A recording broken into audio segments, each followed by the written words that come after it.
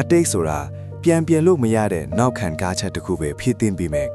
တချို့လူတွေအတွက်တော့အတိတ်ဟာလက်ရှိဘဝကိုရှေ့ဆက်မတိုးနိုင်အောင်ခတ်ထားတဲ့ချီချင်းတစ်ခုလိုဖြစ်နေတတ်ကြပါတယ်တင်ဟာမနေ့ကနာကျင်မှုတွေကိုဒီနေ့အထိပိုက်ထွေးထားရင်ကိုယ့်ရဲ့အတောင်ပံတွေကိုကိုယ်တိုင်ရိုက်ချိုးမိနေပြီလားတခါတလေမှာကျွန်တော်တို့ဟာလွတ်လပ်စွာပြန်တန်းကျင်ကြပေမဲ့ကိုယ်တိုင်စူဆောင်းထားတဲ့အမတ်တရားကြောက်ခဲရဲ့အလေးချင်းကြောင့်မြေပြင်ပေါ်မှာပဲတက်လုံးပိတ်မိနေတတ်ကြပါတယ်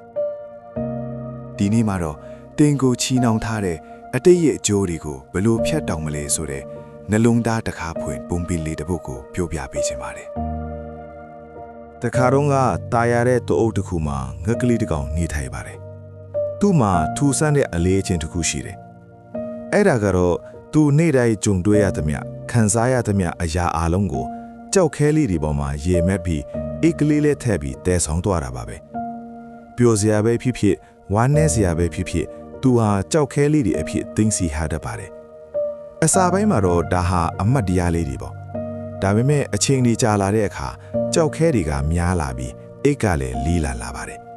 ငကလေးကအရင်လိုအမြင့်ကြီးမပြန်နိုင်တော့ဘူး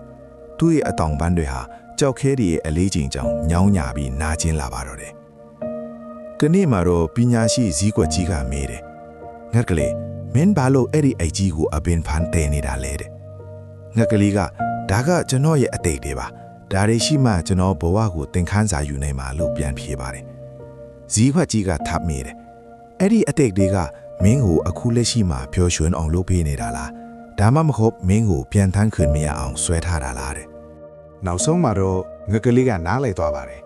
ကြောက်ခဲတွေကိုလွတ်ချက်လိုက်တဲ့အခါမှသာသူဟာတိမ်တွေပေါ်အထိလွတ်လပ်ပြန်နိုင်ခဲ့ပါတယ်သူငယ်ချင်းတို့အတိတ်ဆိုတာတင်ထမ်းစာယူဖို့ပဲဖြစ်ရပါမယ်တဲဆောင်ထားဖို့မဟုတ်ပါဘူး